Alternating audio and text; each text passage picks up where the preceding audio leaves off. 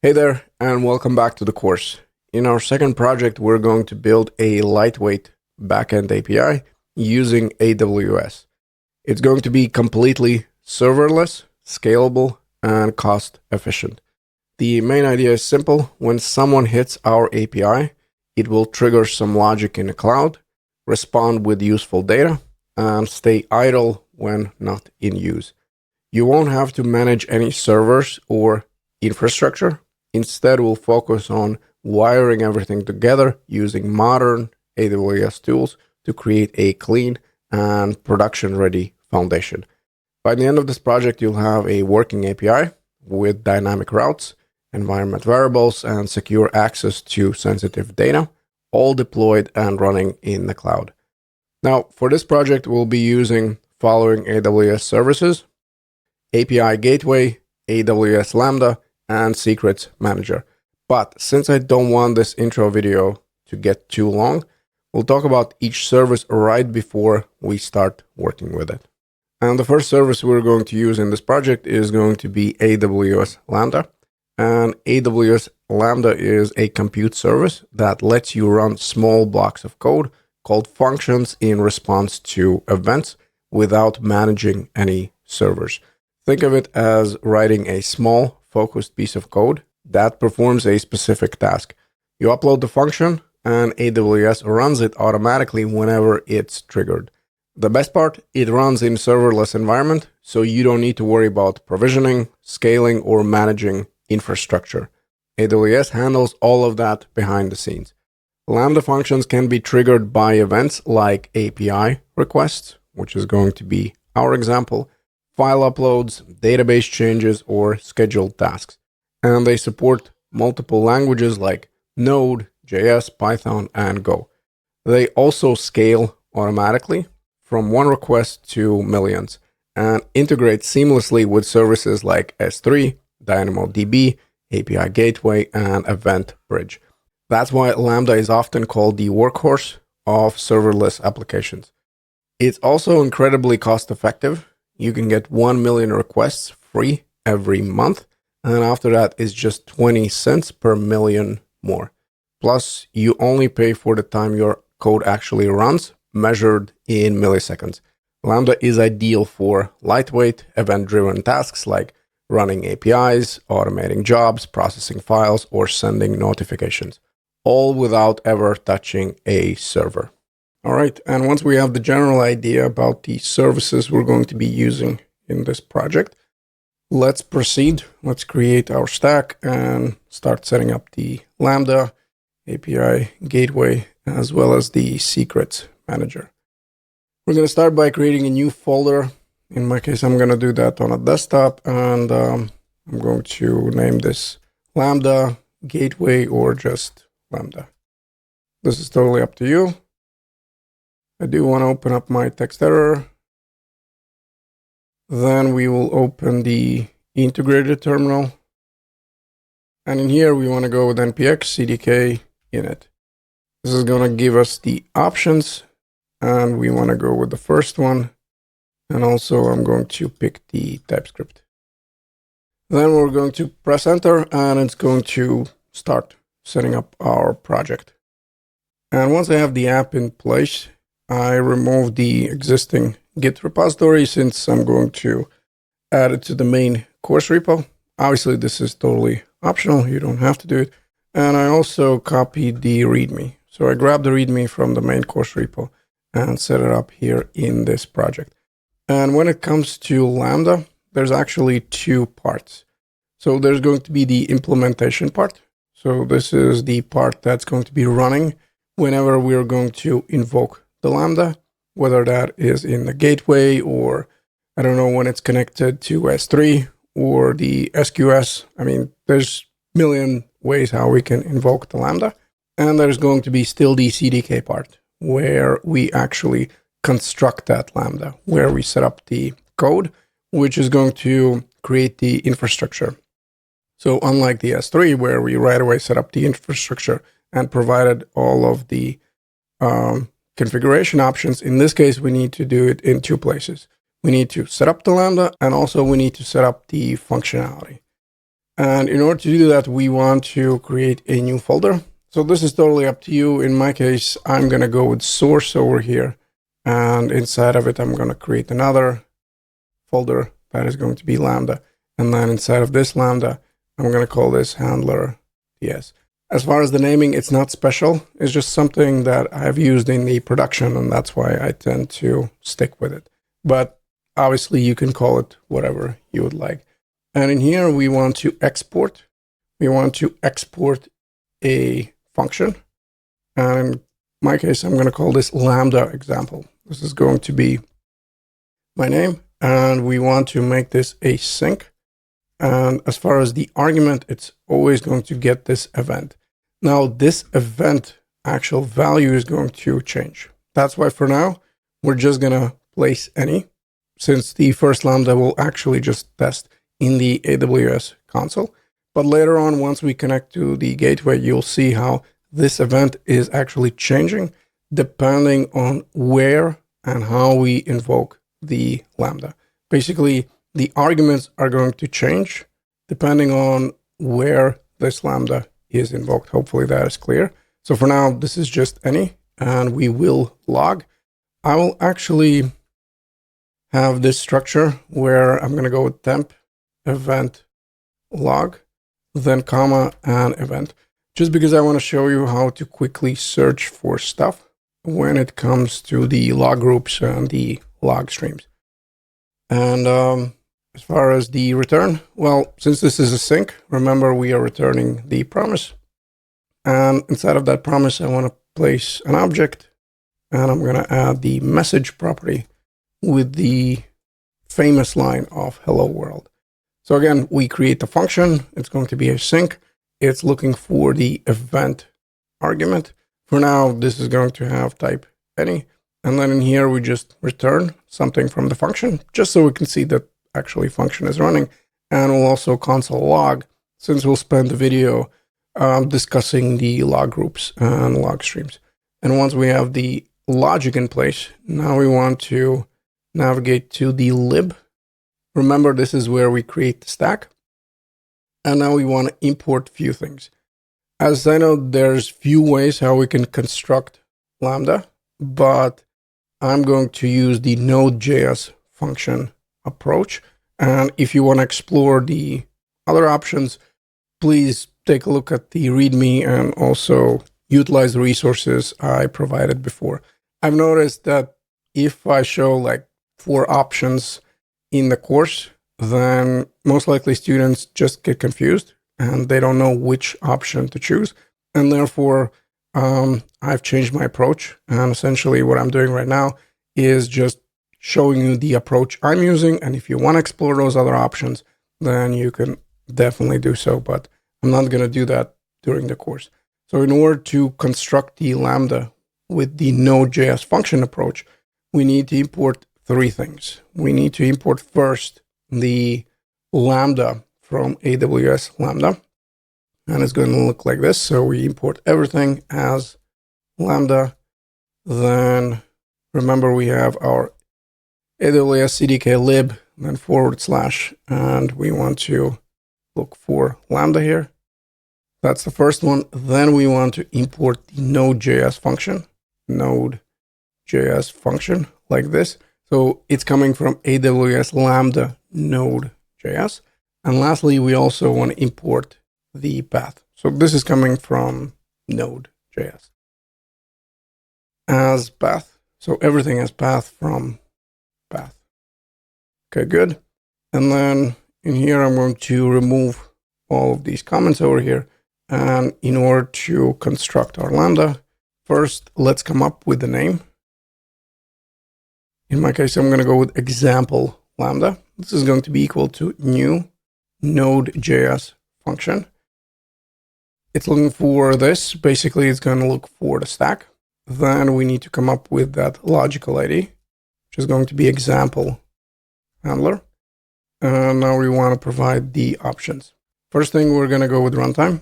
And in my case, I'm going to go with Node 22, simply because it's the stable version right now. So Lambda here, then runtime, then dot, and we're looking for Node 22. Then we want to provide the entry. So in here, we're showing where the actual function is located. And in order to do that, we go with path join. And now we want to go with __ their name. As you can see, basically this is going to be absolute. And once we're located in the lib folder, we want to go to source, then Lambda, and then handler TS, like this. And once we provide the path to the file, we also want to provide what is the actual function name. So this one needs to match exactly to what you have over here. So make sure you use the same name. Otherwise, the functionality is not going to work. So we want to go over here with handler and then Lambda example in my case. And lastly, we want to go with the function name, which is going to be displayed in the AWS. So in here, sky's the limit. I'm just going to go with CDK, then course example Lambda, something along these lines. And also let's provide the output. So whenever we are creating the stack, we'll print out some stuff. And in my case, I'm going to print out the Amazon resource name, which is something that each resource gets. It's unique. And this is something we're going to use once we start adding permissions and basically start tying up the services together. And remember, in order to print out, we want to go with CDK, then dot, and we have this function. So CFN output. And then we want to provide this again. We're tying to the stack. Let's come up with a name, example, Lambda ARN. That's what I'm going to be printing here. And then inside of it, we want to go with actual value. This is where I'm going to access my Lambda. And in order to get the unique Amazon resource name, we want to go with function ARN in this case. And when it comes to description, we also want to provide something. And in my case, I'm going to go with ARN of the example Lambda function. Now there's one gotcha with this setup. You see, Node.js function actually requires ES_build in order to compile this TypeScript logic into the good old regular JavaScript.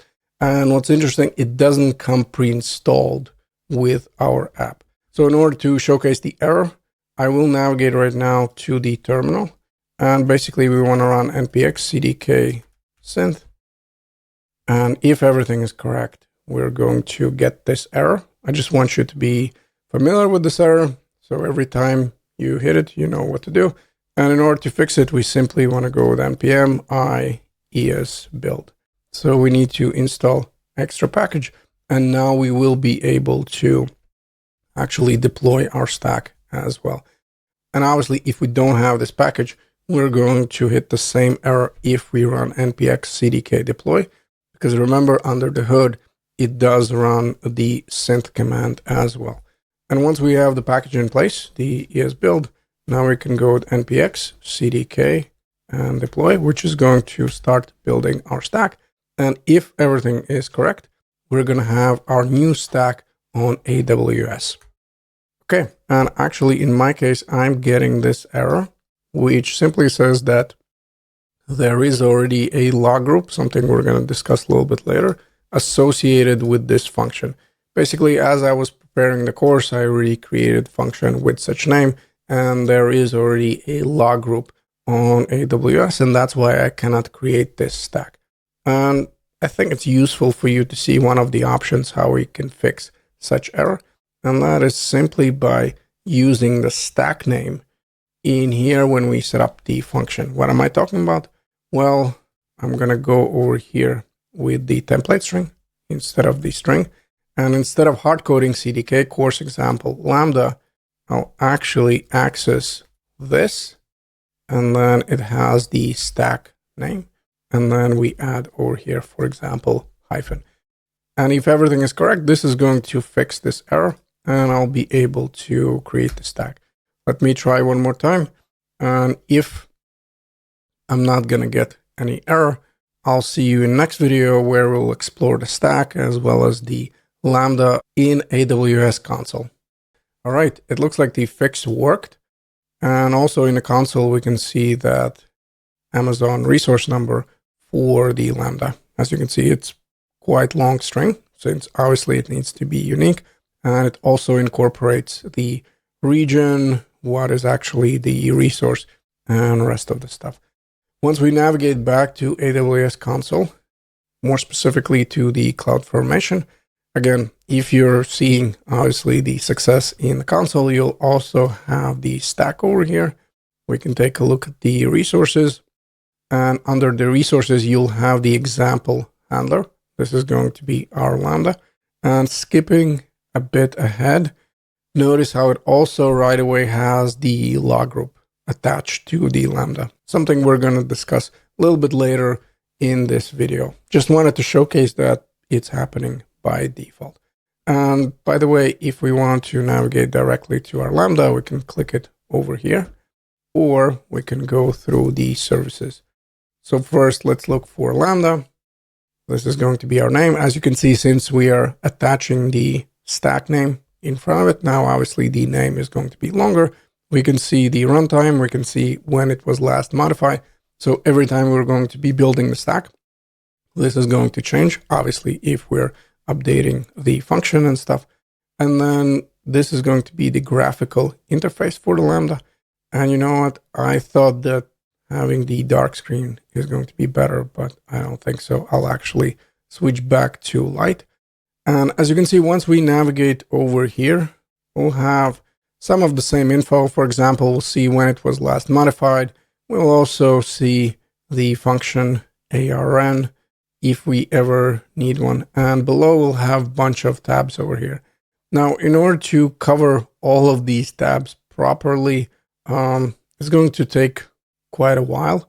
And therefore, I decided to use basically the same approach, where I'm just going to showcase the things that I definitely find useful as far as when we're just starting out with the Lambda. And then as we're progressing with the course, I will cover more things. We can start over here with code. Effectively, under the code, this is going to be our compiled code. And yes, in this video, I'll also show you how we can modify this and how we can basically test whether our modification worked. And also, you can create Lambda manually over here and just set up the functionality. But that is not something we're going to do. If we keep scrolling, as you can see, we have more info about the actual Lambda, whether that is the package size, the runtime, and all that. Then the test one, which is something we're going to do right after I cover basically the options. So for now, let's skip that. Then we have the monitor one, where we can find info on the Lambda. For example, we can see how long it took the Lambda to run the functionality. So let's say if you're adding some more code, and if you're worried that, hey, potentially this might increase the duration of the function, you can definitely check it out here in the monitor tab. As you can see, by default, it's the last 3 hours, but we can customize this. We can set relative, absolute, minutes, hours, days, and all that. It's definitely an option. And what I find useful is to use the local time zone instead of the UTC. I've noticed that this way it's just easier to find the info. Again, for the production function, you will have tons of logs, tons of info. So it's always going to be the case of narrowing down. Then we have aliases and versions, something we're not going to cover right now since we have only hello world function. And then we have configuration with, again, a bunch of the options. So let me just kind of showcase, in my opinion, the most important ones. Under general configuration, we can change how much memory our Lambda is using and also the timeout. And when it comes to timeout, as you can see right now, we have 3 seconds. Now, what does that mean?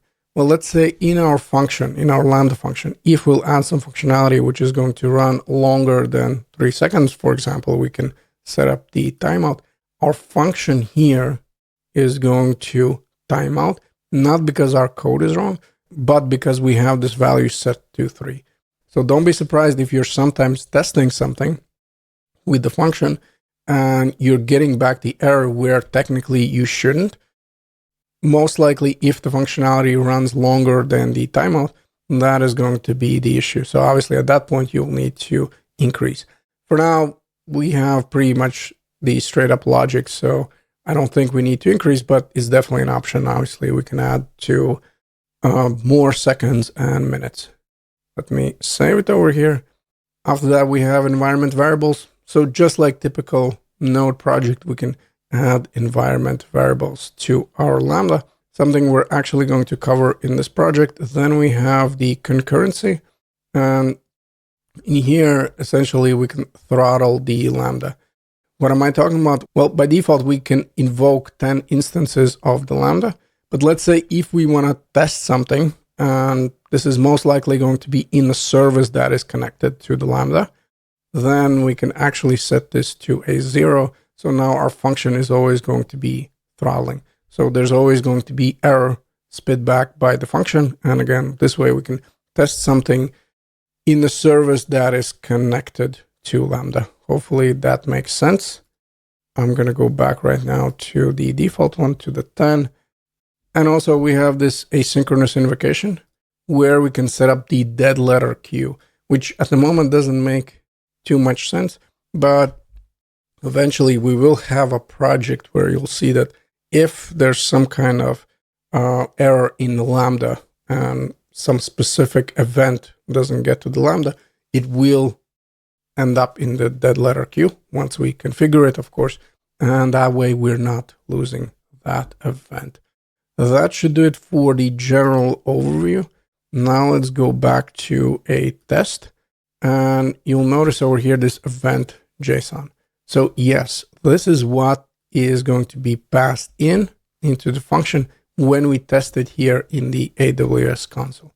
Again, once we'll have our Lambda, for example, attached to the API gateway, this event is going to be different. But for now, we're passing in this object with these 3 dummy values, key 1, key 2, and key 3 over here.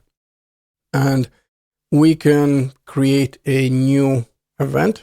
Basically, I can call this test event. We're going to save it over here. Then we're going to test it. And if everything is correct, we'll have back the hello world, since this is what we're returning from the function. And remember, this one has this temp event. And as you can see, my spelling is terrible. This should be event, of course, not temp even log. And we can see the values. Again, let's go over the functionality. If we take a look at the handler, we have the temp event log, which logs the event. Again, this just showcases what we're passing into the function. And when it comes to testing, it really depends on the functionality. Sometimes you're going to be testing over here in the AWS console, again, by providing something probably more meaningful than just key 1, key 2, and key 3. And obviously, there's going to be the times when the Lambda is connected to some kind of service. Again, in our case, API gateway. In that case, the Lambda is going to be triggered by that particular service. And then in that case, most likely, we'll be checking out logs, something I'm going to cover in a second. But before we do that, let me just navigate to the code. And like promised, I want to show you how we can change some values around. As you can see, this is our compiled code. And let's imagine that I don't want hello world. I want hello people. I'm going to change the value, but in order to test whether everything works as expected, we first need to deploy over here. And then we'll be able to test. We can click here, test, or we can navigate back over here where we have our test option. And now we'll have hello people since I changed the code. And if everything is correct, this is going to be exactly the same. So that's the event we're passing in. Lastly, I would like to cover the log groups, the CloudWatch log groups. So in AWS, CloudWatch is the service that collects and stores logs, and log groups are one of the key components for organizing them. A log group is a container for logs from a resource like a Lambda function. Inside of the log group, there are log streams, which organize logs based on the execution environment. Think of a log group as a notebook, and each log stream as a page that records logs from a specific run of the Lambda function. For example, when you deploy a new version of the Lambda function, a new log stream will be created to store the latest logs. Log groups for Lambda functions are generated automatically when you create a new Lambda. And essentially, the benefit of such log group is that we'll be able to see everything that is happening within the function. Now, there's multiple ways how we can get there. If we go to monitor, we'll be able to go to view CloudWatch logs. That's one option. Then also under the test, notice here, we can directly navigate to the logs. Let's click on this option. And this is going to be the log group that is associated with this particular Lambda. And also in the bottom, it has these log streams. So pretty much every time we're going to generate the function, this is going to set up a new log stream over here where you'll see the latest logs. So you can think of it this way as just logical grouping of the logs. Because again, normally you'll have a bunch of logs that you want to go over. So this just nicely kind of groups them together. My preference is to go for search all log streams and then essentially use the unique value that I'm searching for. What am I talking about? Well, for example, in this case, I know that I would like to take a look at this event. So I'm going to go over here with this temp, which is going to get me pretty much all of the logs that have that. And now I can open all of them up and I'll see the value over here. Again, something that most likely at the moment doesn't seem that relevant, but as we're going to be working on the more complex stacks and the functionality, I'll try to showcase why this one, in my opinion, is more useful. But obviously you can go back and manually take a look at the latest log stream over here, and then one by one go for a specific log. It's definitely an option. All right, and once we have our first Lambda example in place, up next, let's talk about the API gateway service, since that's going to be the next service we're going to use in this project. The AWS API gateway is a fully managed service that makes it easy to create, publish, and manage APIs at any scale. It acts as a front door for applications, sending incoming requests to backend services like Lambda functions, EC2 instances, or DynamoDB. With API Gateway, you don't need to set up or manage your own servers to handle API requests. It handles all of that for you, including authentication, throttling, logging, and monitoring. There are two types of API gateways you can use in AWS: HTTP API and REST API. As a side note, in this project, we're going to use HTTP API. HTTP API is newer, lighter weight option, and it's designed for low latency, high performance use cases like scaling Lambda functions or other HTTP endpoints. It's faster, cheaper, and easier to set up.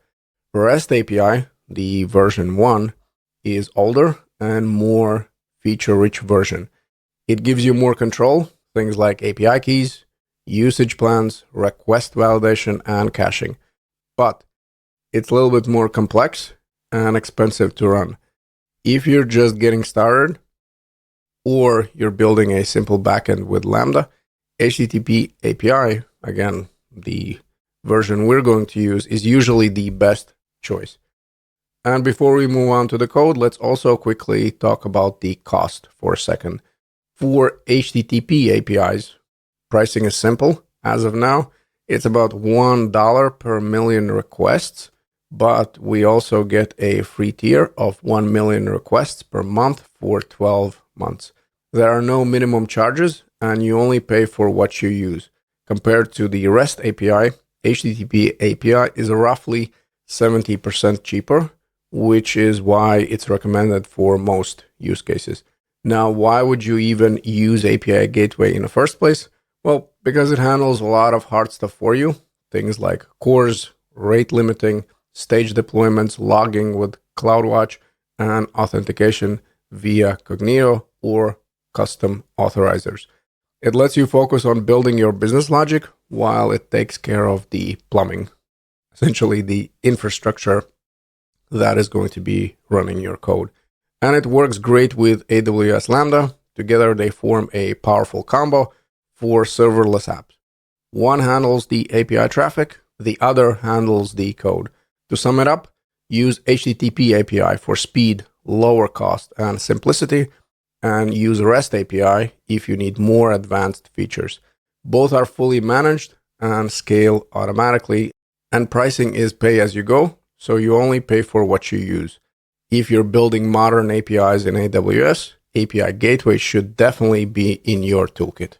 All right, so now let's see how we can create the API Gateway service and how we can connect Lambda to it. And as a result, every time we're going to navigate to a specific URL, since first we'll set up the GET request, actually will trigger the Lambda. In order to get started, we actually need to install one more package, which is going to provide the type of event that we get when the Lambda is attached to API Gateway. Yes, I already said this before, but I'll repeat. Depending on where we invoke the Lambda, this event is going to change. So now, since the Lambda is going to be attached to API Gateway, this event is actually going to represent the API Gateway proxy event version 2.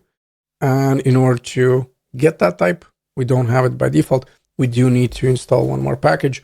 You can find the command in the README, but I think I'm just going to type it npm install. Let's do save dev. Why not? And we're looking for @types and AWS Lambda. Then we're going to set up the function. That's going to be the starting point. Export. I'm going to name this home route simply because we'll attach it to the home route. Then async. And now event is not going to be any. It's actually going to be API, Gateway, proxy, event, and then version 2. And you can probably already imagine that once we set up this type, we'll have TypeScript access to all of the methods and options we can use with this event. And then when it comes to logic, for starters, I just want to console log. So I want to showcase what we're going to have over there. Let's call this home route event log, like this. Let's log the event. You can probably already imagine that it's going to be different. So in here, remember, we just passed in that dummy object. In here, this is going to be provided by the API Gateway. And when it comes to return, since now we're working with the HTTP requests, we do need to include the status code, and that was going to be equal to 200 since it's going to be successful. Yes, if there's an error, we're going to go with 500 or 400 or whatever. And then we want to return a body, but it needs to be a string. Therefore, we're going to go with JSON, then stringify, and now let's pass in again the object. And in my case, I'm going to call the property message, and we'll go with welcome to the API, like this. We're going to save it, and now we want to navigate back to the stack and complete this functionality. Just like with the Lambda, we'll need to have a few more imports, and we're looking for the API Gateway version 2 and also the integrations. We try over here, import everything as, I'm going to call this API Gateway from, and now let's look for AWS CDK lib, and specifically I'm looking for the second one, this one over here. And then we're going to copy, and let's call this API underscore API Gateway underscore integrations. And this is coming from AWS API Gateway version 2. And also we want to add this integrations like this. And then you can definitely place it above the output. In my case, I think I'll keep both of them together. And then right after the output, I want to construct the API gateway. The way we do that, first we'll come up over here with the constant. In my case, I'm going to call this HTTP API. And this is going to be equal to new API gateway. Then we want to go with HTTP API. And again, we point to the stack. We come up with the logical ID. In my case, I'm going to call this first API. And we want to provide options. In here, we finally provide the API name. In my case, I'm going to call this the same. I'm going to say first API, then comma, and let's also add description. For description, I'm going to go first API with CDK like this. And in order to set up the route, we want to go over here with HTTP API. Then it has the method of add routes. And now we just want to provide the values. First is going to be the path. And in my case, I'm going to set it up as a home route. Yes, we will set up other routes as well. Then we want to provide the method. And in order to set it up, we go with methods. Then we go with the square brackets and API gateway, HTTP method somewhere here. Method. And we want to go with get in this case. And lastly, we do want to set up the function. So just like we have example Lambda right above the API gateway, let's construct the home Lambda. But you know what? Since a bunch of the things are going to be the same, I think I'm going to copy and paste. So I'm going to rename this to home Lambda. It's not going to be example handler. Let's call this home handler. Yes, the runtime will be 22. Yes, the file is going to be handler, but the name is going to be different. Now it's going to be home route. And when it comes to the name, I'll do the same. I'll use the stack name first, and then let's call this home route Lambda. And then right after the method, or methods more precisely, we want to go with integration. And this is going to be equal to new API gateway integrations. Then the method is HTTP Lambda integration. And then in here, we want to, again, provide the logical name, integration, comma, and let's point it to the home Lambda like this. Let me save. But before we move on, I also want to generate another output. And this is super important. Basically, I want to get right away the URL we're going to have for the API gateway. And again, in order to speed things up, I'm just going to grab the previous output. We're going to use a different name. So this one will be HTTP API and then URL like this, I guess. When it comes to value, we can access the URL by grabbing HTTP API. That's our instance, and it has this URL property, .url. But since it can be undefined, as you can see, we're going to get the TypeScript error. And in this case, we have few solutions. Either we just say, hey, listen, it's definitely going to be there, or we go with the empty string as a fallback. And then let's type over here HTTP API URL. API and then URL. Let's save this. And again, we want to run CDK deploy. And if everything is correct, not only we're going to have the second Lambda, but also we're going to have the gateway service with the URL that we can use. As you can see, I didn't have any errors, so I was able to deploy my stack, and I right away have the URL in the console. We can definitely navigate directly from the console, but since this is the first time we generate the API gateway, let me just navigate to the AWS console and just kind of go over the steps. For starters, I want to showcase that we do have the second Lambda. So this is going to be the home route Lambda. And before we take a look at the test event and all that, let me just go to API Gateway Service. We should have a new instance here as well. This is going to be our first API. As you can see, the only route we have is the home route, and the method is get. Now, if we want to find the URL over here in the AWS console, we need to navigate to stages. And in our case, we'll only have the default one. And basically, this is going to be the same URL that I see over here in the console. Now, one kind of annoying thing, in my opinion, is the fact that they add this extra / because I'm usually used to typing in my code / and then the route. But that's a minor thing. Just wanted to point out. In here, they don't have that. So we can nicely copy this URL like this. And if everything is correct, we should see this message, welcome to the API.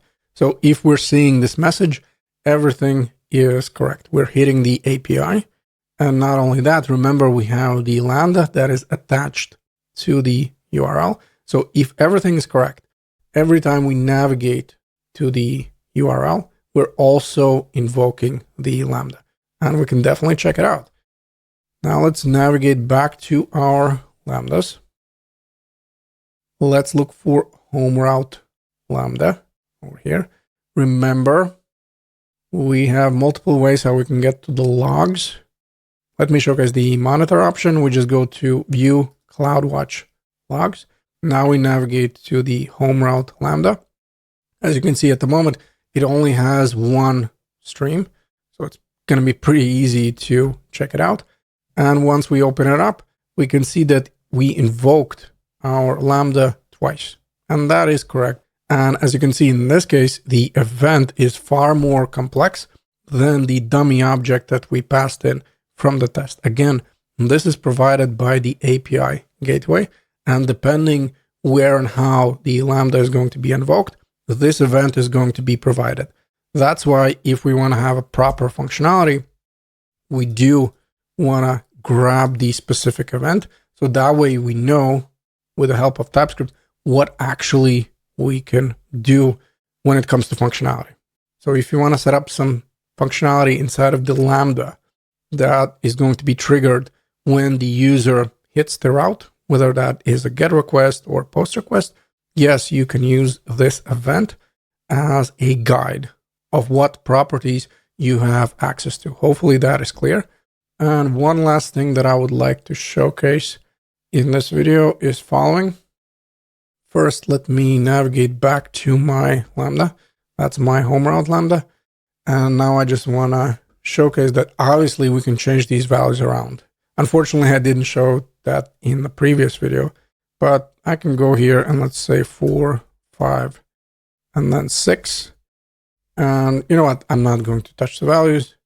Let me test one more time. We'll clearly see the response. So this is what we're getting back, and this is going to be our event.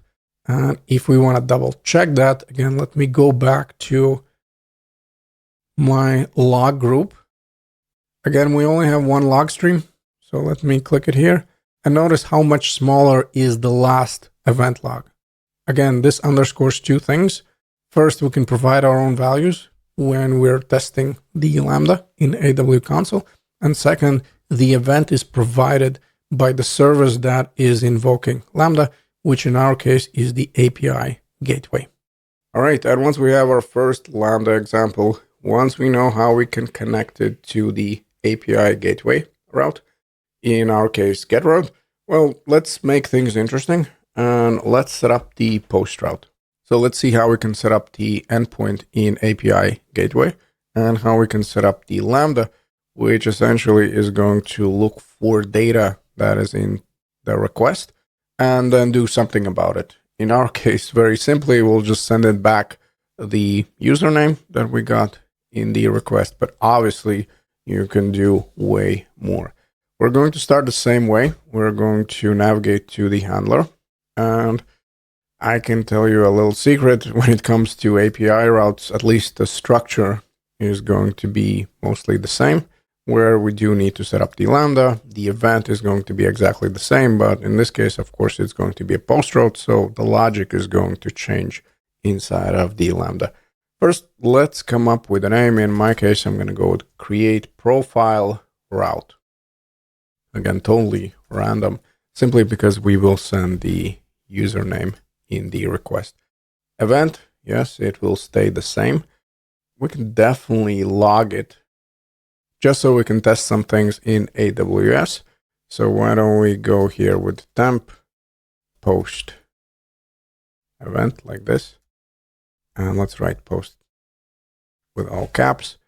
And then after that, I already know that the data is going to be located in the body.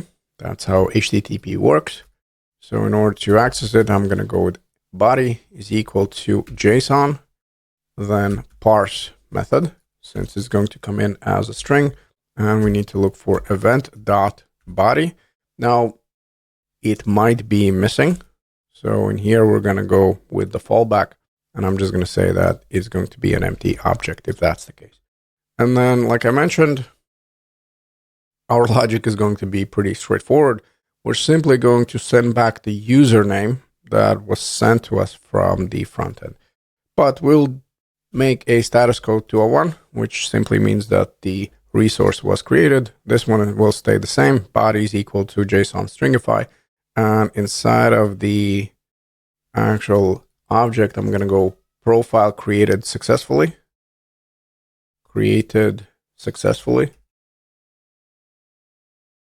And in here, let's go with username.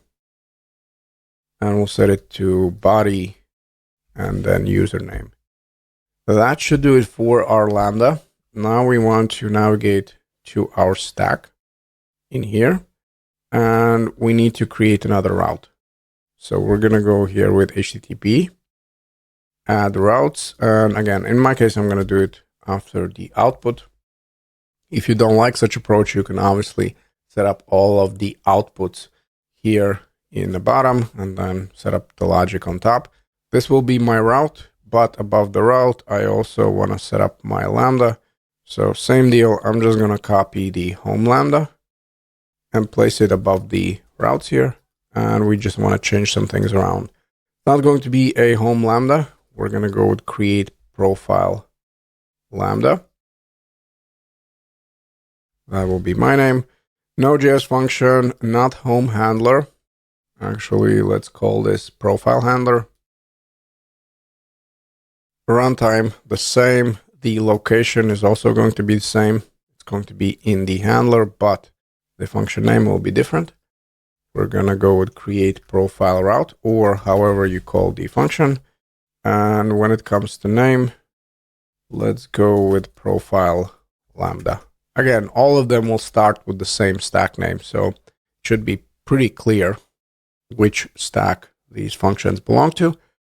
When it comes to route, it's not going to be a home route. Actually, we'll go with / and then come up with whatever value we want. In my case, that is going to be / profile.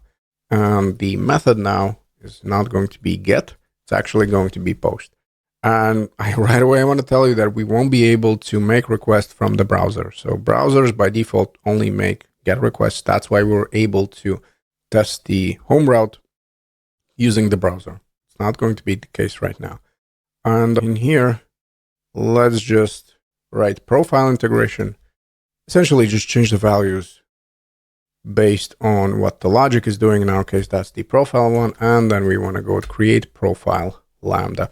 We're going to save everything. And now we want to, you know what, for the funsies, let's write npx CDK diff. So let's see what logic we added to our stack. And only then we're going to go with npx CDK deploy. If we scroll up, we can see that we have a new integration for the post route. It immediately sets up the permissions. And also we have the log group in place. So now let's go with our npx CDK and then deploy. This is going to deploy our stack. And if everything is correct, in the console, we'll have one more function. And in the upcoming video, we'll take a look how we can actually make those post requests to this particular route.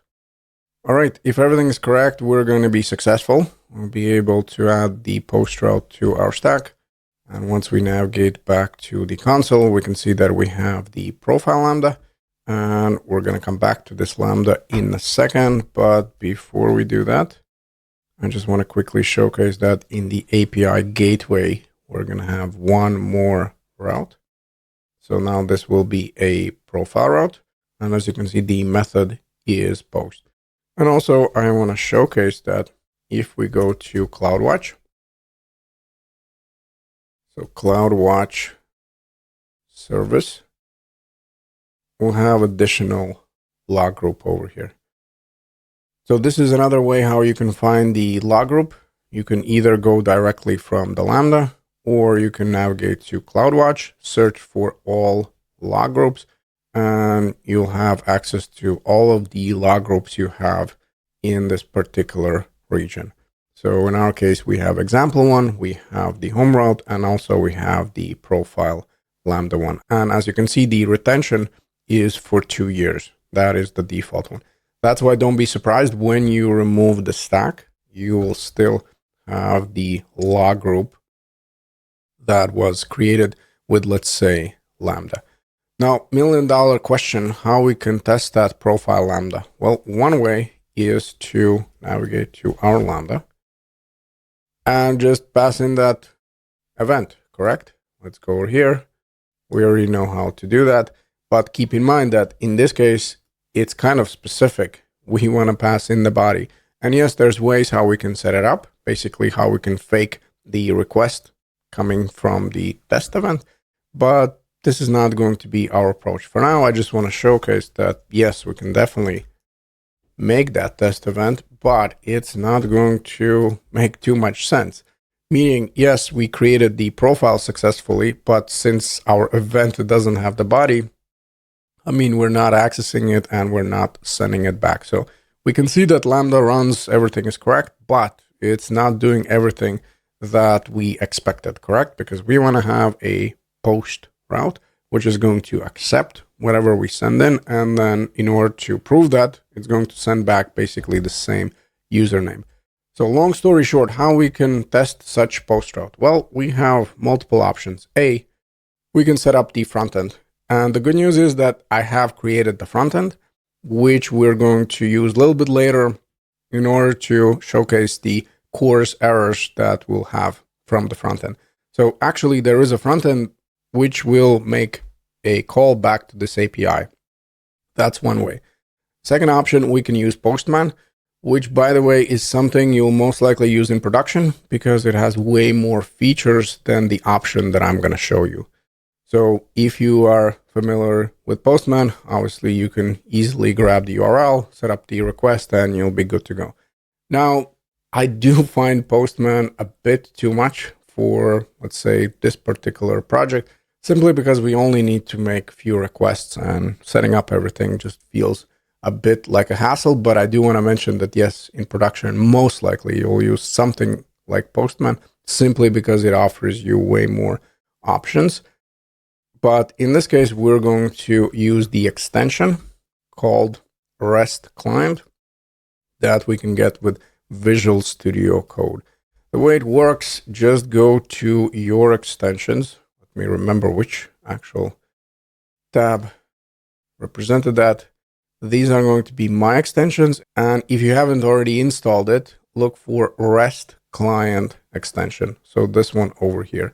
Search for it, install this extension, and once you'll have it in place, you'll be able to set up the file with HTTP extension. And in here, we'll add the logic that is going to allow us to test our endpoints. Basically, we'll be able to make requests directly from our text editor.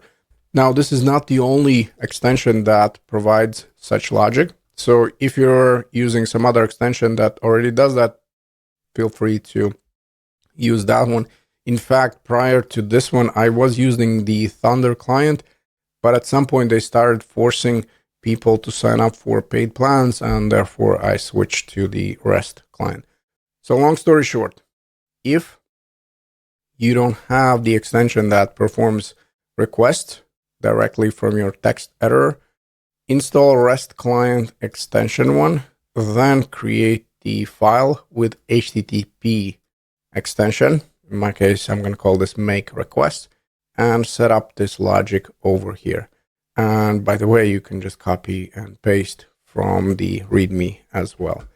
So let me do that. I'm going to set up a new file. By the way, the location is irrelevant. So let's call this make requests HTTP, like this. Then since I don't want to retype this URL each and every time, I'm going to store it in the variable. And the syntax with this particular extension is following. We come up with the name. In my case, it's going to be URL, and then we want to paste it. So please paste your URL. Again, I'm going to be annoying, and I'm going to omit the / simply because I prefer typing it whenever I set up the request. That's just a bad habit, I guess I have. Then we want to go with 3 hashtags. We want to come up with the name. In my case, I'm going to call this get home route. Then under it, we're going to go with get. That is going to be the method. And then we want to go with these double curlies, and we want to access our variable. So in my case, that is the URL. And notice the moment we do that, right above it, we have this send request. If your syntax is going to be correct, you'll have the same option, send request, and you'll be able to send the request directly from your text editor. And notice this is the same message that we're getting in the browser. So what we can do next? Well, we can perform that post request, correct? So now let's, I guess, copy and paste. It's going to be a bit faster. In this case, we'll call this create profile route. Method, different, correct? Now we're going with the post. And then when it comes to the URL, we want to go with / profile. Since that's the route, then we want to add content type, which will be equal to application JSON. And then let me close this one. And what am I doing here? I don't know. I created a new file for some reason. I actually just wanted to close the sidebar. And since it's a post route, we do want to provide some data. And in this case, it's going to be a username. Why? Well, let's take a look at the handler. Check it out over here. What are we looking for? We're looking for the username in the event body. So that's why we want to add over here username. I think we can make this one smaller. And we'll set it equal to shake and bake. Shake and bake. Let's save it and let's send the request. And notice, profile created successfully. And if the name is exactly the same, it means that our logic works. So we have a post route in our API gateway, which is looking for requests. In the request, it's looking for the username. And for now, it simply sends back the same username. Now, how do we know that we can access the event body? Well, again, we have over here the type. And if we, let's say, take a look at the API documentation, we'll see that this one is extending the request context. And in here, notice we have the body, which is optional. That's why we needed to set up the fallback. And as you can see, basically this matches whatever I'm going to show you in a second in the console. This is just to showcase where we can find the info when we start working with these events. Because in a console, maybe it's a bit overwhelming, but if you'll follow the TypeScript interfaces more correctly, even though I keep referring them to as types, we'll see exactly what we can expect in our event over here. And hopefully this is going to help you to set up the logic in your project. Now let's quickly navigate to AWS console. In this case, I will go directly to the logs. Again, there's tons of ways how we can get there. And notice this is going to be our latest log stream. So we can either click on this one or we can search for all of them and then use our temp one, which is going to be my approach simply because that's the approach that I'm using when I'm working with production. So we go here with temp, we can take a look. Okay. Notice I have two instances simply because we made two requests. One was with the test event and the second one is actually from the REST client extension. So for the first one, we'll simply have the event with these dummy values that obviously we can change. And then we have the event that is coming from HTTP API gateway. And in here, we can search for the body. And what do you know? This one is equal to username, shake, and bake. And with this in place, I think we're clear on the basics of the post route, and we can move on to the next task. All right, and once we know how to work with API gateway and we have our first routes, probably we're very excited and we want to rush over to the front end and start building the front end application, which is going to communicate with our API. And I have good news. I actually did it for you. I already created the application, which is doing exactly that. And if you want to use that application, navigate to the course repo. That's why I said that it's important that you get the repository. Look for this front-end app, and it's a front-end application that is using Next.js, Shatsy UI, and Tailwind and rest of the stuff. Since this is not a front-end course, I'm not going to go into too much detail, but it's a straight-up Next.js application with all the bells and whistles. You want to open this up in your text editor, and you want to open up the integrated terminal, and you want to start by running npm install. So you want to install all of the dependencies, and then you want to go with npm run dev. This is going to spin up the application on localhost 3000. And this application is going to make two requests back to our API, a GET request and a POST request. Before we continue, we do need to provide the URL. So navigate back either to the AWS console or the integrated terminal in the CDK application and grab the URL. Obviously, you'll need to provide your specific URL. So now let's navigate to our front end. I'll zoom out a little bit. And we want to set it up. I believe it was the home page. Yep, over here. And in here, look for API URL. And this is where you want to provide your value. As a side note, make sure that you add this / because here in the code, in the front end code, I did not add the /. You'll see that when it comes to the code, we have two requests. One is going to be the GET request and one is going to be the POST request. Same deal. It uses the username shake and bake. And if everything is correct, it's going to display the responses we get back in this box over here. So it says data will appear once we make the request, the GET request or POST request. The data is going to be here displayed. Now, there is a gotcha, and the gotcha is following. We haven't set the course policy in our API. So even though we can access it from the browser, the GET request, and even though we can make calls from our extension folder, for example, or the Postman, you won't be able to access the API. That's the whole point of this video. I want to showcase one gotcha, which is course, and you'll need to set it up in order for the front end to access the application. Because at the moment, if you press get over here, you'll see the issue. And we can actually inspect as well. By clicking on it, for example, it's going to say error fetching data. And essentially, it's going to say that there is a course error because we haven't set that in our API. If you want to inspect more, navigate over here to the network. Try one more time, get request here.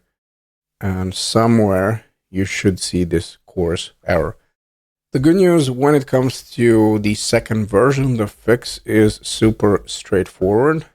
We just need to navigate to our stack.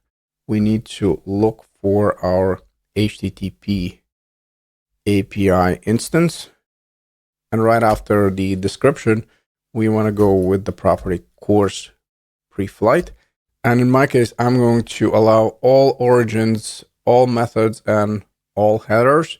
But keep in mind that yes, in application, normally you'll specify this. But since I just want to showcase how things work, I'm going to allow pretty much everything as far as accessing the application. So we're going to go here with allow origins, and we're just going to go with the star here. Then let's set up the comma. We're going to go with allow methods. And in this case, we're going to go with API gateway, then dot course HTTP method. And we're going to go with any like this. And then last thing, comma. And we want to go with allow headers. And again, we're going to allow all of them. Let's save it. Clear npx CDK deploy. Something to keep in mind whenever you start designing the API, if you want the front end to access it, yes, you'll need to set up these permissions. Again, in here, most likely you'll have the front end production URL because you'll want maybe only that application to access. If you have some kind of API where you want public access, then of course you'll allow everyone to access the application. Hopefully that is clear. Now we want to navigate back to our front end. I don't remember, maybe we'll have to rebuild it. So if stuff doesn't work, we'll need to run npm run dev one more time. Let's try it without and check it out. Now I have welcome to the API. So we make the get request, we get back the response, and we display it in a box. And now if I make the post request, now I'll have profile created successfully.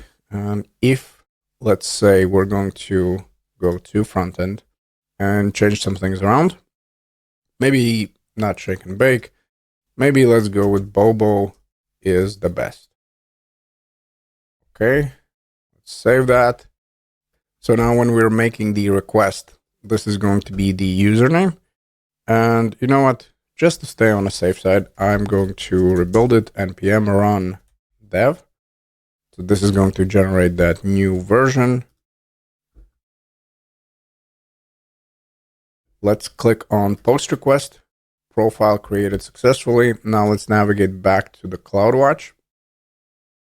We're going to refresh. And I'm going to go to the last log stream. I believe this is going to be my latest one. Let me just open up all of them. Let's scroll down. Yep, this is the latest one. And notice the username. Bobo is the best. So we can clearly see that the logic right now works from the front end as well.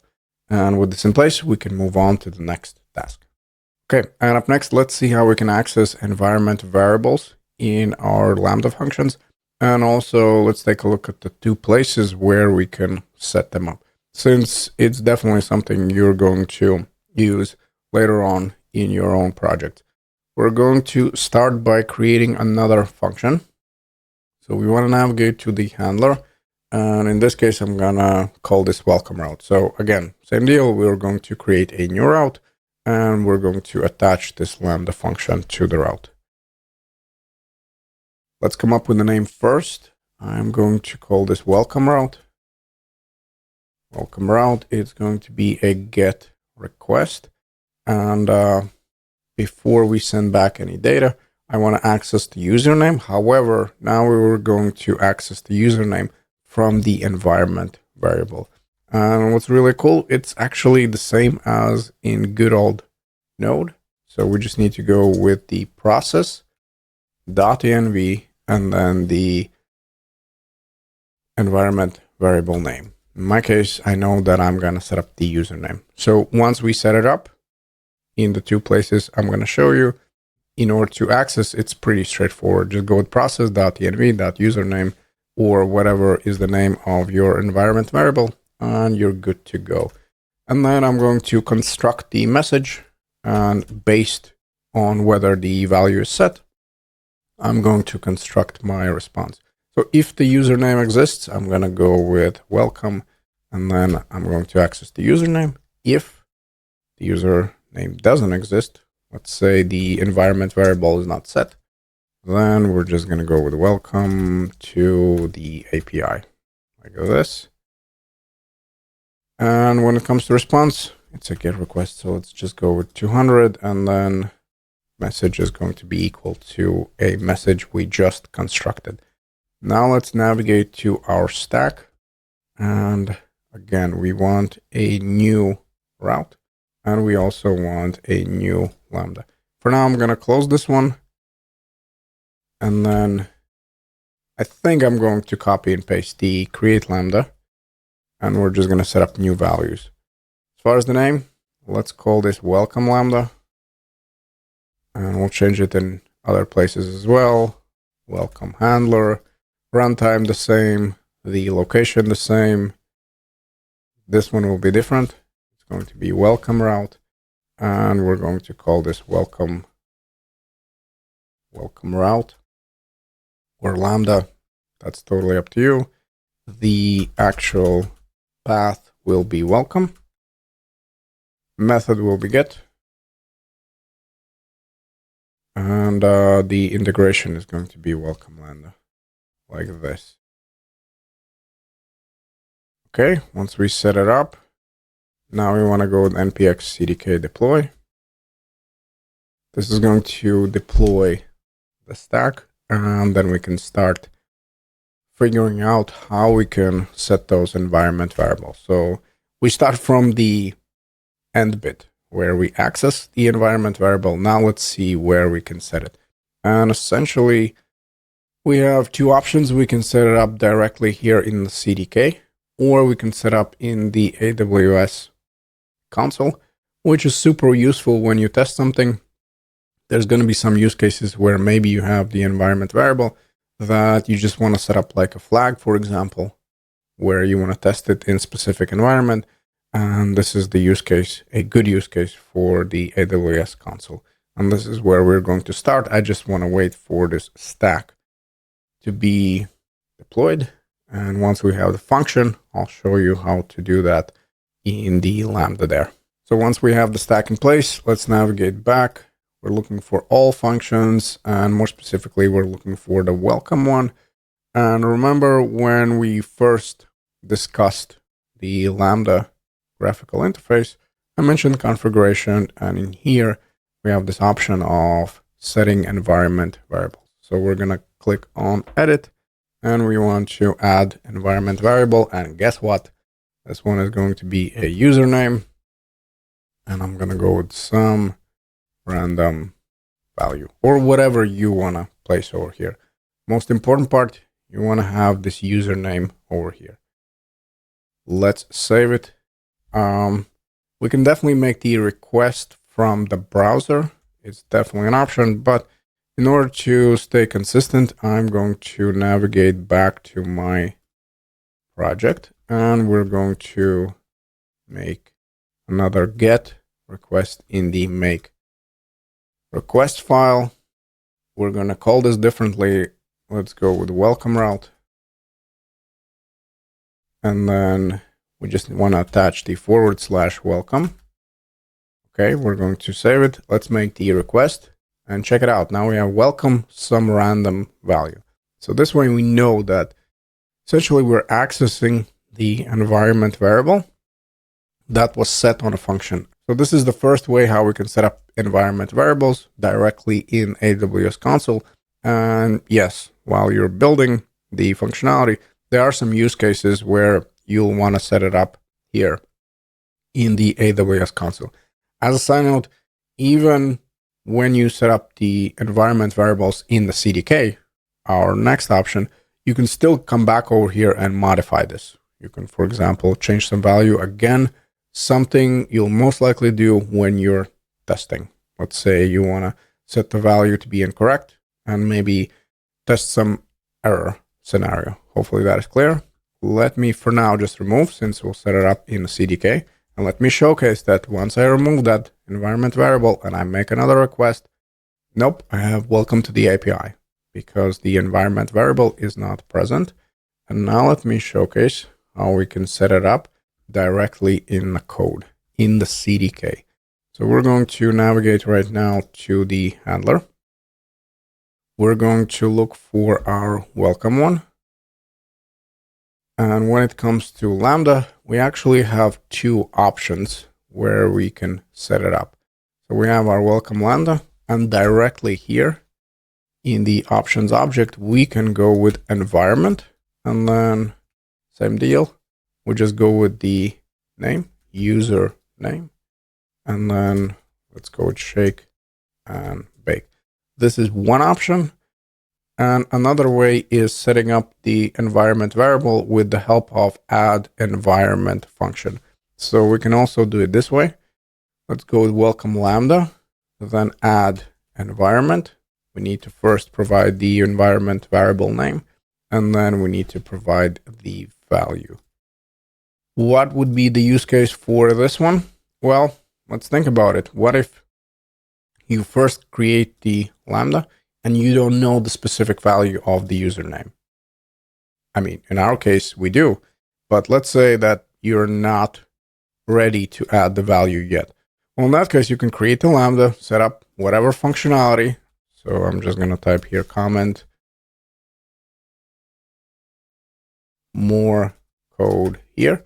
And then at some point, after some functionality has been set, then you actually know what is going to be the value.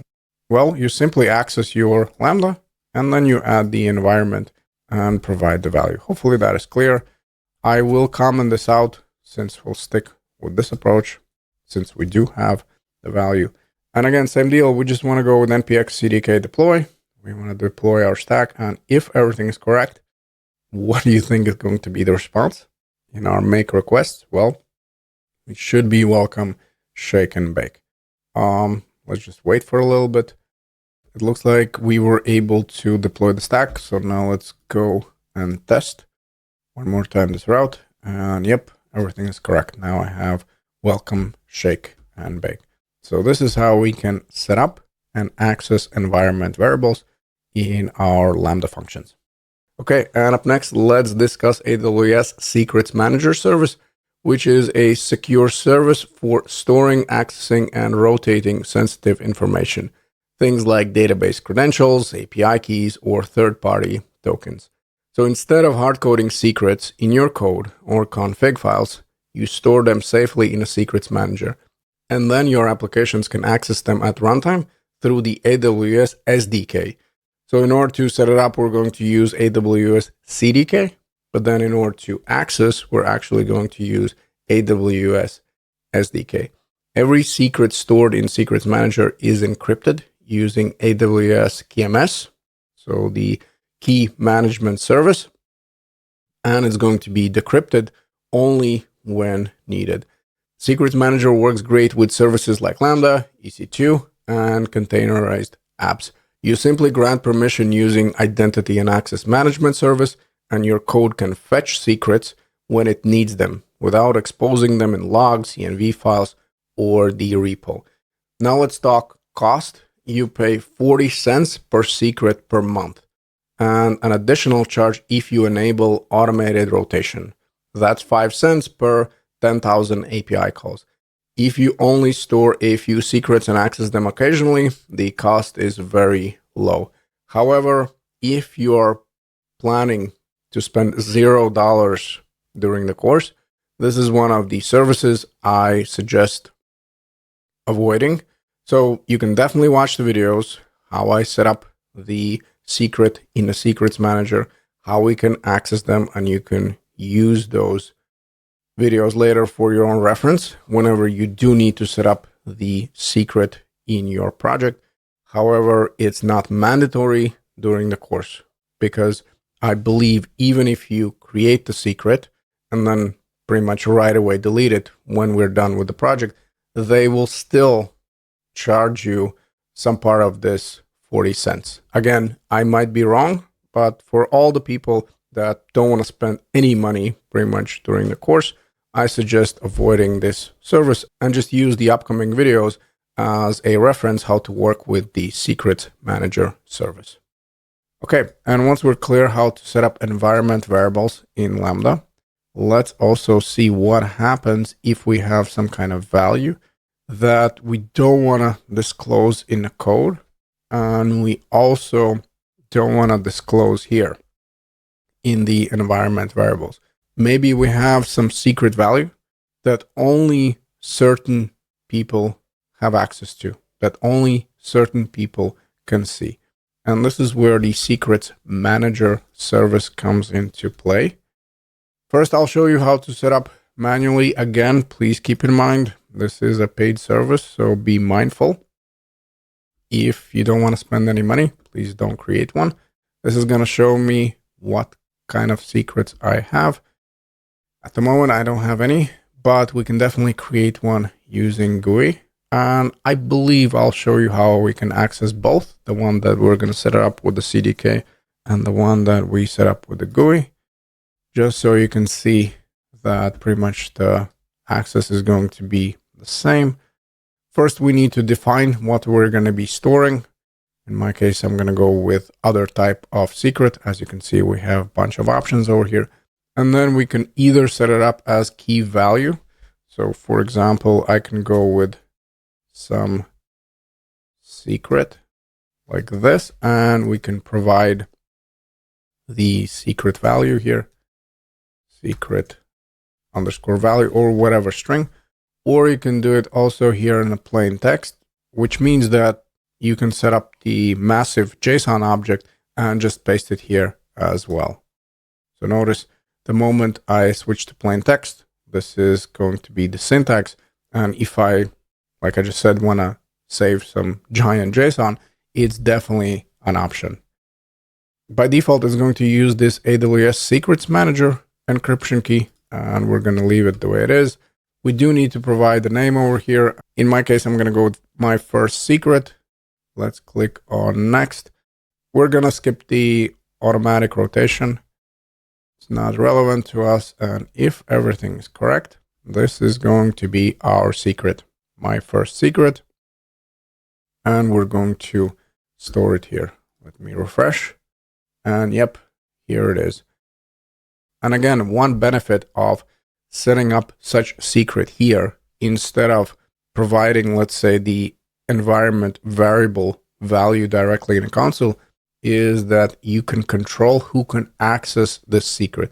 So for example, if you don't have specific permissions, you won't be able to read that secret value, which is not going to be the case in the Lambda console. In that case, you'll be able to see what is the secret value.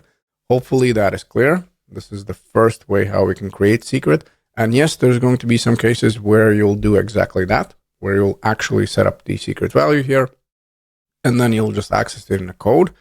It's not always the case to create one in the code, but since we're covering the CDK, I also want to show you how we can set up the secret manager secret in our CDK code. And also I want to show you how we can set up multiple stacks and how we can provide values from one stack to another one. So quite a lot of info that we still want to cover in this video. Yes, we can definitely set up the secret here in the stack, but as you can see, it's getting quite busy in here. So this is a good time to take a look how we can create a separate stack and then just pass some values. So inside of the lib, we want to create a new file. And in my case, I'm going to call this secrets stack. Secrets-stack and then TS. What do we want to import? Well, for starters, in order to save some time, I'll grab these two suckers here.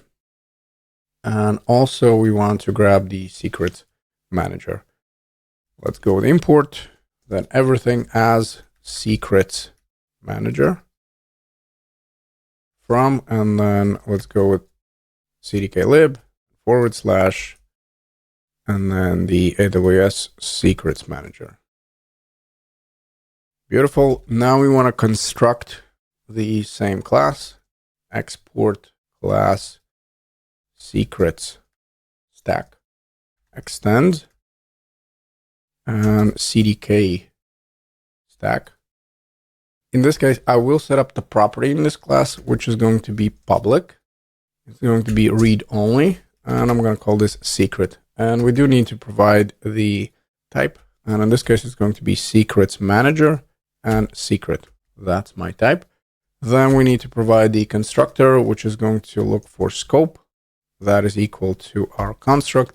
Then ID, string. As you can see, we pretty much typing the same things as we have in the previous stack. Is going to be props, question mark, and then CDK dot and stack props like this. That's our constructor, and we want to invoke super scope, comma, ID, comma, props. This is where we pass in, and now we will set up the logic.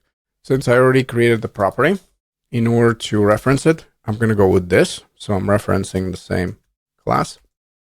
So I'm going to go with this.secret, and it's going to be equal to new secrets manager dot secret. We'll go with this. And let's call this my app secret. That's again the logical ID. And we want to come up with the name, secret name. Let me just navigate back my first secret. And in this case, I'm going to call this my app secret.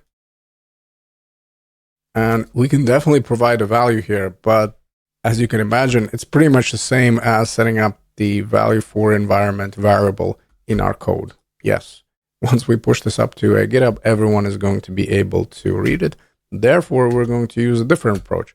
So we'll set up the secret object value, and we'll simply go with empty object over here.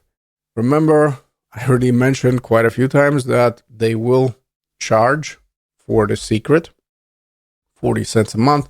Therefore, in my case, I'll definitely go with my secret dot and then apply removal policy. And I'll set it up to destroy. I don't want to keep paying for the secret once I'm done with this particular project. So removal policy, and then we're looking for destroy. So once we destroy the stack, if everything is correct, we'll also remove this secret. Then let's set up that output as well. So new CDK dot CFN output. Where it is, over here. Let's provide this first, then let's call this secret ARN. That's the value I want to access in this case, and we'll set it equal to value, this dot, then secret dot, and it has the property of secret ARN. This is one of the properties that is on the secret. Then we'll add a comma, and let's provide description. Let's say the ARN of the secret. Beautiful. Let's save it. Now we want to navigate to a bin, and we want to import the stack. So let's go over here.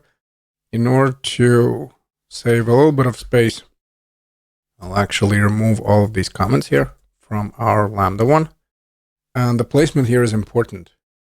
Here's the kicker. Since we're going to use our secrets stack inside of the Lambda, we definitely want to invoke our secrets one above the Lambda. Otherwise, the stuff is not going to work. And we're going to start over here by importing. We're going to go with secrets stack. That's the one that we want to grab. Yep, from our secrets stack. Then above the Lambda, we're going to set up a constant. We'll call this secrets stack, and this is equal to new secret stack.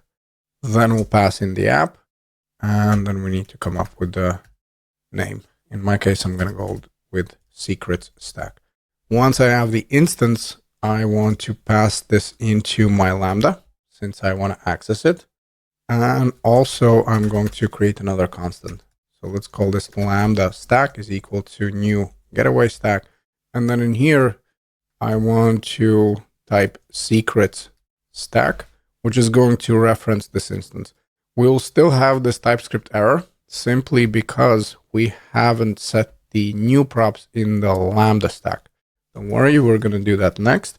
The last thing we want to do over here is to tell CDK that the secret stack is going to be the dependency of the Lambda stack. So this way, whenever we create the stacks, whenever we destroy the stacks, we follow the proper order. So we're going to go here with Lambda stack, add dependency, and we'll provide the secret stack.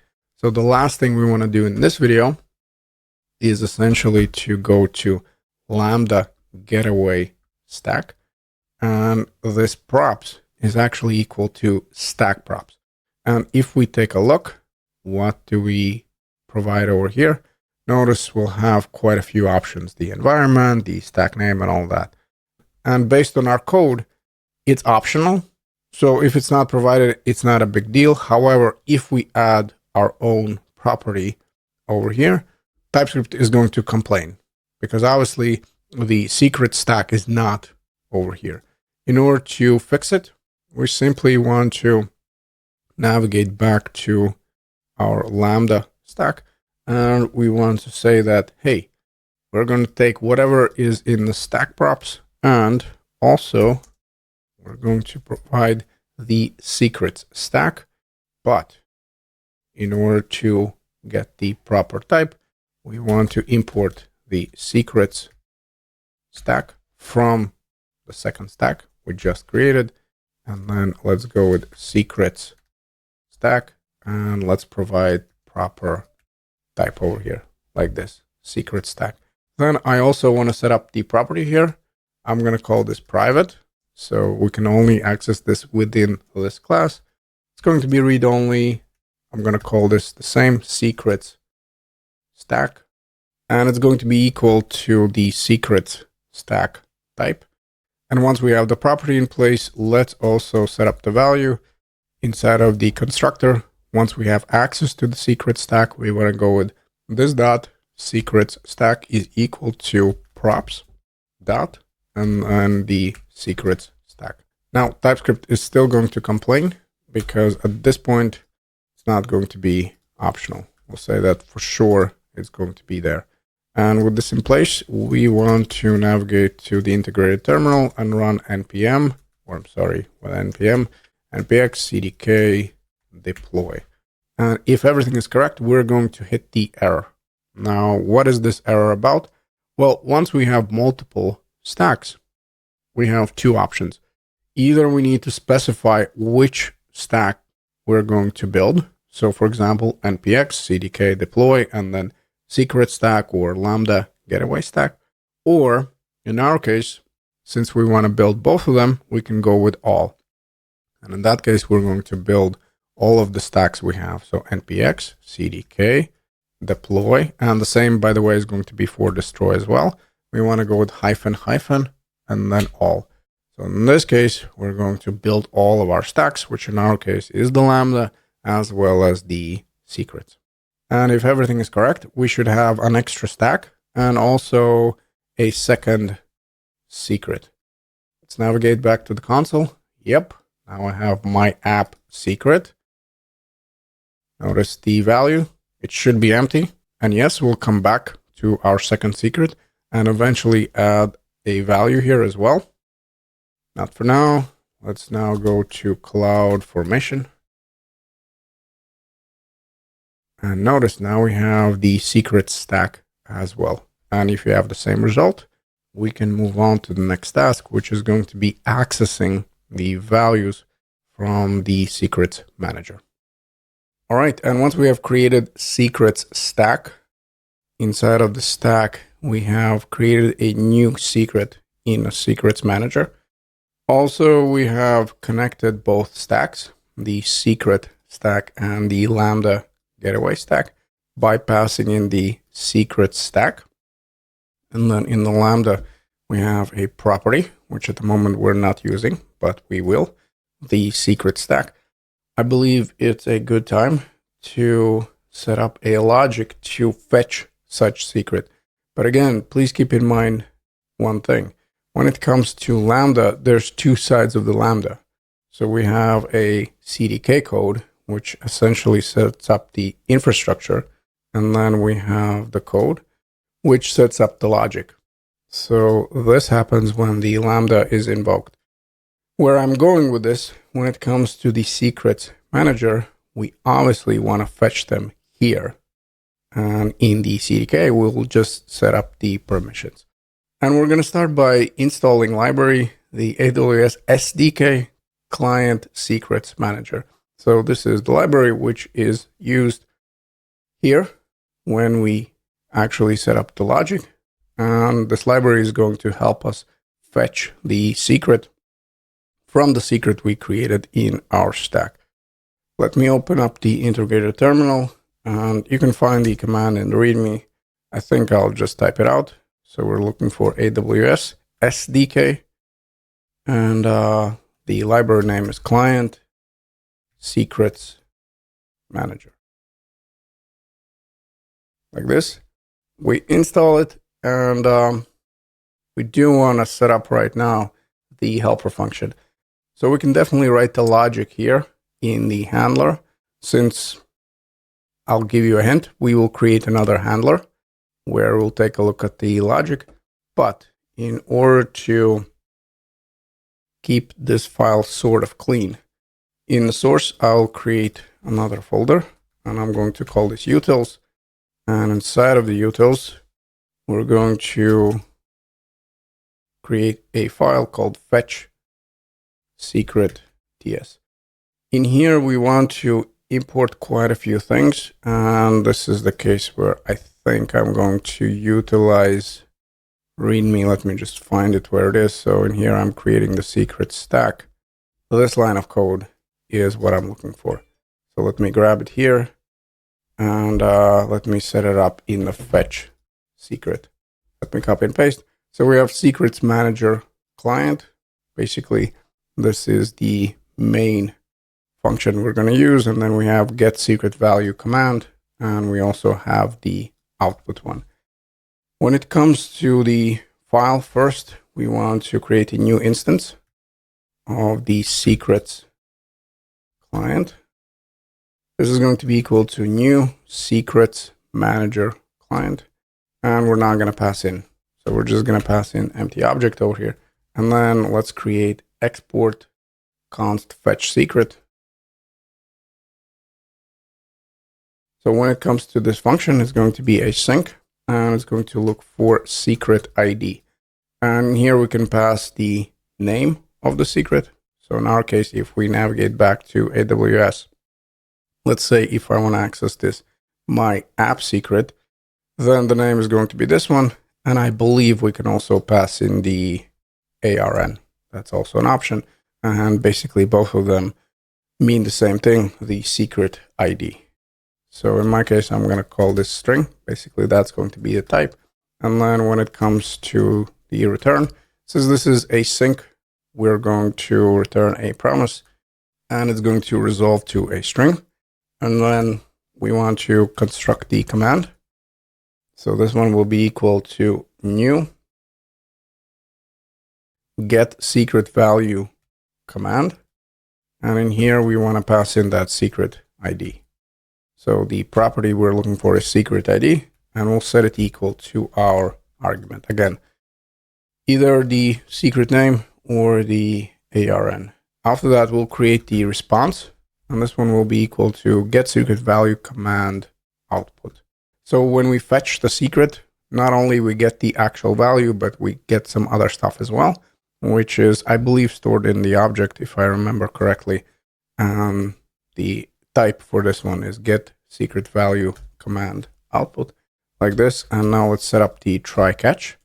Inside of the try block, we'll set the response, and this one will be equal to await secrets client dot then send, and we pass in the command like this. And in the catch one, we right away want to go with throw new error, and let's say failed to fetch secret, like this. Also, right after the catch block, we want to check whether the secret is empty, and we can do it by setting up the if statement, and we'll say if response and then secret string. If this one basically is empty, if it's nothing in there, then we'll go with throw new and error, And let's provide a message here. Secret value is undefined. Value is undefined. Now, if everything is correct, right after the if block, we want to go with return. Then response dot, and then the secret string like this. Let me save it. Now we want to go to our Lambda. And like I mentioned before, we're going to create another handler. And in my case, I'm going to set up a login route. So there's going to be a new route in the API. And there's also going to be a new Lambda, which is going to be invoked every time we hit the endpoint. And inside of that Lambda, we'll fetch the secret. So we'll take a look how we can access it and what gotchas we need to be aware of. And just to make it more realistic, inside of the function, I'm going to encrypt the username. And I'm going to use that secret value that we're getting from the secrets manager as the encryption key. So in here, let's start by importing a few things. First, we want to get that fetch secret. And second, we're going to get the crypto library from Node. Since this is one of the built-in modules, we really don't need to do anything. We just come up over here with the name.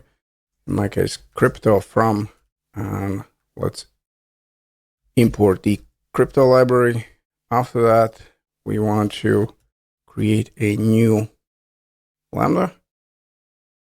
In my case, I'm going to go with login route. It's going to be a sync. Event will be exactly the same. So pass it in the API Gateway Proxy event version 2. And then when it comes to function, I'm also going to expect the username.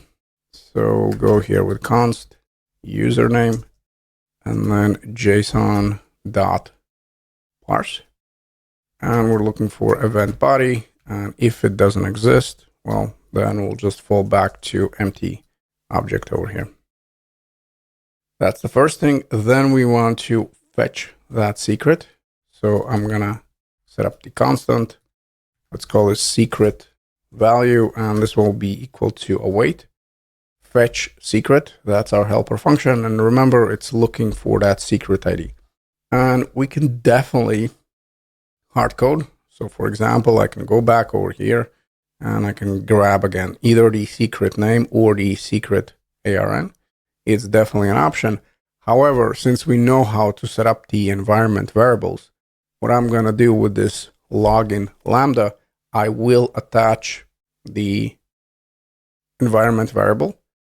And in there, I'm going to have the name of the secret. And therefore, in here, instead of hard coding, I'm going to go with process.env dot and then secret underscore ID. And in order to make TypeScript happy, we also need to add exclamation point, simply because otherwise TypeScript is going to say that it potentially can be undefined. Yes, I know we haven't set up the infrastructure yet.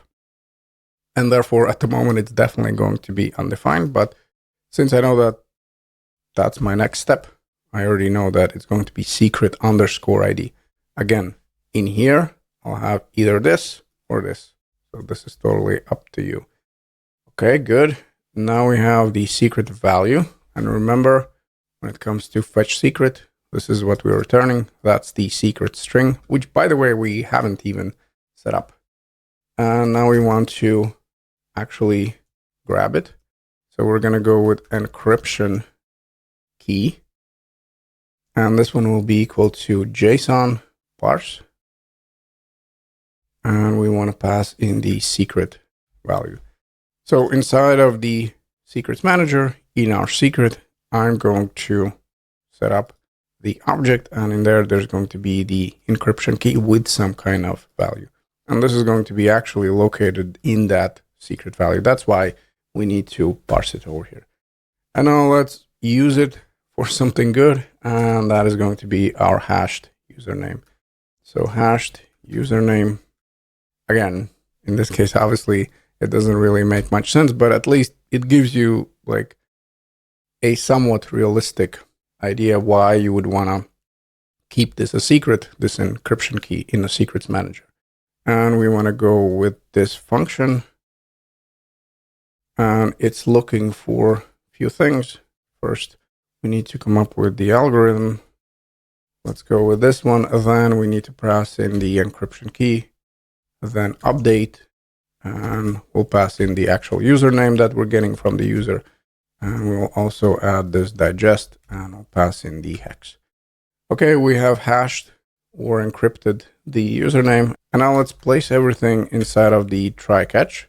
So let me select these 4 lines of code, set it up in the try block. Then we're going to go with return.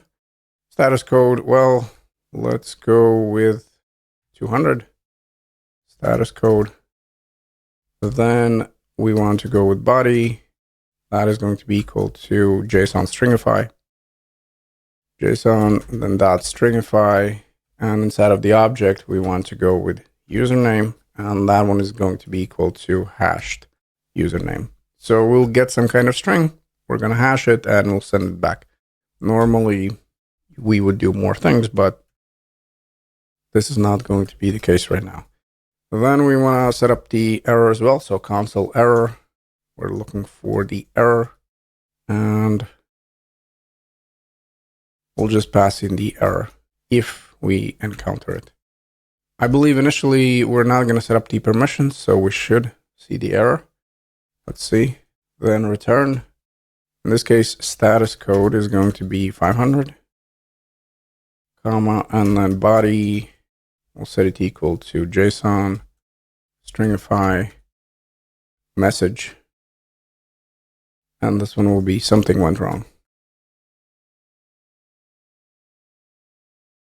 Okay, we'll save it. And now we finally need to go to our stack and set up our route, set up the Lambda, and also some other things since we are actually fetching the secret.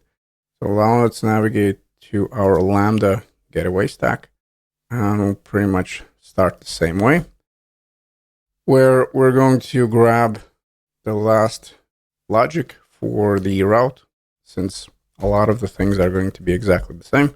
It's not going to be a welcome Lambda. We're going to call this login Lambda. It's going to be a Node.js function. Yep, that stays the same. Let's call this a login handler. Then Lambda runtime stays 22. File the same, not the welcome route. Let's actually go with login route. Stack will be the first thing in the name. Let's call this login route hyphen and then Lambda. And remember, we do want to set up the environment variable, simply because in here we're using it. We have process.env and then secret ID. And in there we need to provide the secret name, correct? And if you remember the video about the environment variables, we have a few options. We can either add it here directly, or we can set it up below. In this case, I'm going to use this approach. So I'm going to reference my login Lambda. We're going to go with add environment, and then this needs to match. So we want to go with secret ID. And when it comes to value, this is where we want to access the secret stack.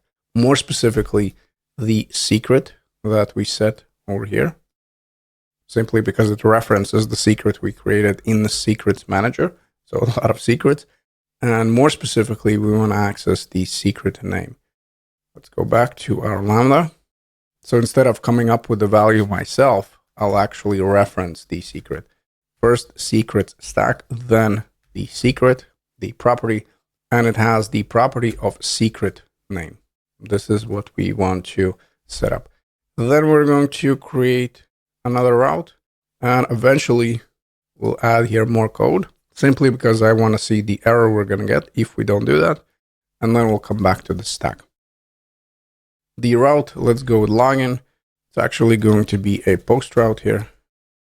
And it's not going to be a profile integration. Let's call this login integration. And then you probably already guessed it, that it will be a login Lambda. Now we want to clear everything, I guess, npx CDK and deploy. If everything is correct, we're going to create a new route. We're going to create a new Lambda. And by the way, yep, now we do need to remember to run all. Obviously, in this case, we can just deploy Lambda if we want to, but I'm just going to stick with all. So we deploy both stacks right now. And we can right away, I think already while this is taking place, go to our make requests. Yep, we need to agree. And let's copy the create profile route. Let's set it up over here. So this one will be a login route. The URL, we're going to go with /login. And then the username, it doesn't really matter. So we're just going to go with shake and bake. Also, meanwhile, while we're deploying the stack, we can actually navigate to the secret and set some kind of value. Because remember, initially we didn't do that. This is the case where, again, we have a few options. You can either go with key value or the plain text. So just to showcase how we would do that with plain text, let me go with this approach. Keep in mind that you do need to have the proper syntax, so make sure you're using the double quotes. And in this case, I'm going to go with encryption key, simply because this is what I'm using in the code. And when it comes to value, I'm going to go with my secret value. It doesn't really matter what the actual value is. It just needs to be string at the end of the day. That's all. Since this one will be used to encrypt the username. This one needs to be exact though, because if we take a look at our code in the handler here, remember, we're looking for this encryption key. So the assumption is that inside of that object that we're going to get back, yes, we will have this encryption key. That's why if you want the logic to work, you need to make sure that the name is the same. So we save it, but there's one gotcha that we need to be aware of, and that is simply the fact that we don't have permission. So if we're going to go right now to make requests HTTP and send the request, if everything is correct, actually we are going to get the error. We're going to have something went wrong. Now, what is that something? Well, every time you'll have resources in AWS and you'll start connecting them, one of the first things you'll need to right away do is to set up permissions. More specifically, you'll need to set up the policy so one resource can actually access the other one. Now, what am I talking about? Well, let's go back to Lambda stack. I think I can close this one for now. And then right after the environment variable, we want to go here with login Lambda. It has this method of add to role policy. And inside of it, we want to grab the identity and access management service. It has the policy statement, and we want to allow this Lambda to get the secret value and describe the secret. And we need to pass in the secret ARN, so the specific secret. Now, in order to set up that policy statement, we do need to import. So in this case, I'm going to go with all as IAM from, and now we want to look for AWS CDK lib and /, and then this library. Now let's navigate back over here where we're setting up the policy. Let's set up new IAM dot and then policy statement. In here, we want to set up the object, and we'll start by effect. So we will allow, again, we'll access the import, then effect, then dot, and then allow. So this is going to allow essentially our Lambda to access what actions. Now, obviously, there's going to be times when you'll allow pretty much complete access, but just to showcase how it's going to look like, in this case, I'm going to be specific. So I'm going to say secrets manager get secret value. And yes, the syntax and everything needs to be exact. And also we'll grab secrets manager here, then the colon, and we'll say describe as well. Describe secret. And then the last property, we want to go with the resources. So now we'll point to that specific secret. And in order to access this, again, we'll go with this dot secrets stack, then dot, then secret, and we're looking for secret ARN. So this is the case where we'll use that Amazon resource number. Again, we'll need to deploy. And again, I'm going to go with npx CDK deploy all. I guess I'm just going to wait for this to complete. And now everything should be correct. We'll send some kind of value when we're hitting the login route. And in the response, we should have encrypted or hashed username back. And in a process, we'll access, obviously, the secrets manager, more specifically, the secret that we set up over there. And as a challenge, you can go back over here, my first secret, add some kind of value, and then it's up to you. Either hard code, just so you can see that for sure you can access that value, or you can set up another environment variable and test it out this way. Let me go here. Hopefully everything works. And let me make the request, and notice now we have hashed username. And we know that everything works since we're using our encryption key in order to hash the value. With this in place, we're pretty much done with this project. The last thing that I want to do is effectively remove all of the resources that we just created. So let's go here with destroy all. This is going to remove all of them. And also I want to remove my first secret, since this is the one that I created manually in the AWS console. So let me go here, delete secret. It's not going to be 30 days. Let me just go with 7. Yep, schedule deletion, just so they're not charging me for the empty secret. If everything is correct, this is going to delete all of the resources. Please keep in mind that the log groups are still going to stay, and I'm actually going to showcase that. So don't be surprised if you start working on the next project and you see those log groups. Yes, they will be there. If we go here to CloudWatch,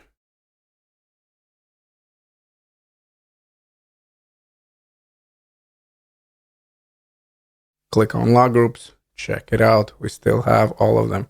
And in my case, I think I'm going to remove them just so they're out of the site. And we simply want to select all of them and then delete log group.